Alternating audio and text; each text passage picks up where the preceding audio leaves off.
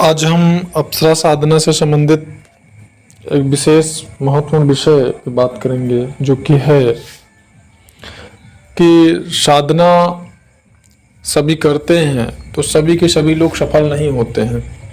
और ज़्यादातर लोगों का कहना रहता है कि वो सफल न होने का कारण उनका होता है धैर्य टूट जाना। उनका जो धैर्य होता है, धीरज टूट जाता है। और उसका कारण क्या होता है, ये समस्या सभी की है जो मैं यहाँ पे बता रहा हूँ, इसको ध्यान से समझिएगा। अप्सरा साधना निश्चित रूप से एक बहुत ही सरल और एक अनोखा साधना है। और प्रारंभिक साधना ग्रुप में इसको करने पर साधकों को आगे किस प्रकार से हमें साधना करना चाहिए अथवा आध्यात्म में आगे हमको कैसे बढ़ना चाहिए, इससे संबंधित प्रेरणा, इससे संबंधित जानकारी और इससे संबंधित मार्गदर्शन यह साधना सफल होने पर प्राप्त होने लगता है। और यह साधना करने पर यह सारी जानकारी साधना काल में ही साधक को महसूस होने लगती है, समझ में आने लगती है कि वास्तव में साधना का मतलब क्या होता है। अब जहाँ तक कि साधना में धैर्य टूट जाने का मतलब है, तो यह उन लोगों के लिए है जिनको एक योग्य, एक कुशल मार्गदर्शक प्राप्त हो चुके हैं, जिन्होंने उचित विधि विधान से प्राण प्रतिष्ठित की हुई सामग्री जिन्होंने प्राप्त कर लिया है और पूरे श्रद्धा से, समर्पण भाव से, बिना कोई त्रुटि गलती किए वो साधना कर रहे हैं। तो ऐसे लोग जो होते हैं साधना काल में, जब उनके कर्म, क्लेशात्मक कर्म उनके और भोग कर्म उनके जब उन्हें प्रताड़ित करना शुरू करते हैं, तो उनका धैर्य, उनका धीरज टूटने लगता है। और फिर उनको ये लगता है कि हम इतना दिन से साधना कर रहे हैं और हमें सफलता प्राप्त नहीं हो रही है। यहाँ तक कि जो उनके वास्तव में जो साधक, जो गुरु, जो मार्गदर्शक उनके होते हैं, उनसे भी वो अपना संबंध तोड़ देते हैं, उनसे भी संपर्क में वो नहीं रहते हैं और उनके साधना जो है पद्धति का, उनके आध्यात्म का वहीं से पतन हो जाता है। और ऐसा, इसमें उनकी कोई गलती नहीं होती है, यह कर्मों का ही विधान है। और इसीलिए कहा जाता है कि बिना गुरु की साधना नहीं करना चाहिए। और जब आप गुरु से संपर्क ही तोड़ देंगे तो फिर आपको वो समझा कैसे पाएगा कि आप लगे रहो, क्योंकि साधना काल में कर्मों को भोगना ही पड़ता है। बिना कर्मों के भोगे बड़े ही आसान तरीके से अगर साधनाएं सिद्ध होने लगे तो दुनिया में कोई परेशान क्यों रहेगा। तब तो सभी के सभी लोग एक एक अप्सरा को सिद्ध करके अपने पास रख लें और फिर उनके सारे काम जो है बन जाए, जिंदगी मजे में बीतने लगे। तो इसके लिए आपको बिना गुरु के तो ये साधना सफल होना बिल्कुल भी संभव नहीं है। अगर कोई कहता है तो बस वो मूर्ख बनाने वाली बात हो गई और साधना का व्यापारीकरण हो गया। अब दूसरी बात की धीरज और ये जो पेशेंस टूटने का कारण है, वह उसका सबसे बड़ा कारण है सोशल मीडिया पे अप्सरा साधना का दुष्प्रचार। क्योंकि दुष्प्रचार का तात्पर्य यह है कि लोग एक दिन में, 3 दिन में, 7 दिन में, 11 दिन में, 21 दिन में 108 अप्सराएं, 1008 अप्सराएं सिद्ध करवाने लगे हैं। ऐसे इस प्रकार से अप्सराएं सिद्ध करवा रहे हैं कि बस मेडिकल से टैबलेट आपने दर्द का खरीदा और वो खाया, बस आपका दर्द ठीक।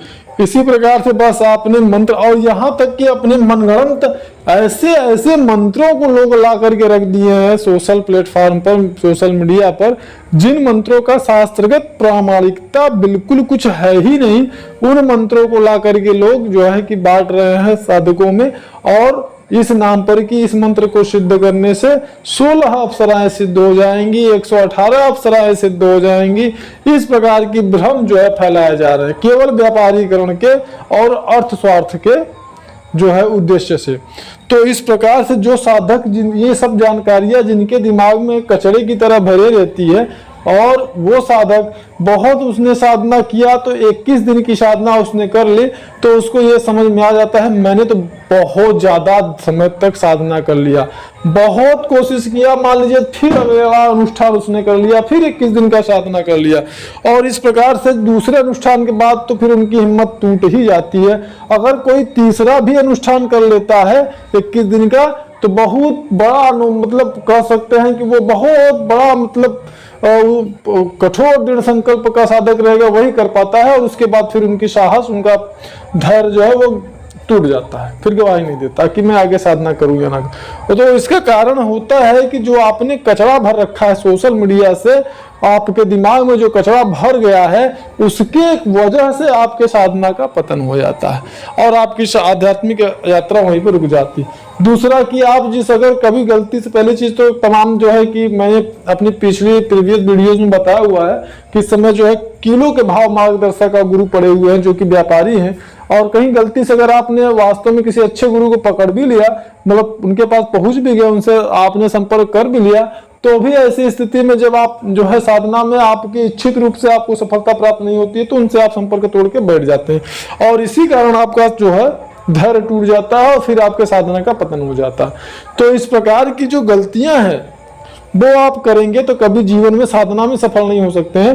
और साधना को उतने नॉर्मली कभी समझने की कोशिश न करें आप लोग जिस प्रकार से कि सोशल मीडिया पर वो समझाया जाता है। सामान्य किसी लड़की को अपने तरफ आकर्षित करना इस स्थूल जगत में करने में वर्षों बीत जाते हैं, तो फिर ये आध्यात्म की सूक्ष्म जगत की शक्ति है। आपने तो अपना सूक्ष्म विकास भी नहीं किया है। जब आपका सूक्ष्म विकास ही नहीं हुआ है तो सूक्ष्म जगत की शक्ति को आप अपनी तरफ आकर्षित कैसे कर सकते हैं। मंत्रों में तो इतनी शक्ति होती है कि जिस भी शक्ति का मंत्र होता है, कोई भी शक्ति हो, चाहे वायु तत्व से संबंधित, अग्नि तत्व से संबंधित, आकाश तत्व से संबंधित, किसी भी तत्व से संबंधित अगर शक्ति का मंत्र है तो वह मंत्र उस संबंधित शक्ति को अगर आपने कठोरता से आप लगे रहे तो आपके सामने उस शक्ति को आना ही पड़ेगा, हर हाल में आना पड़ेगा।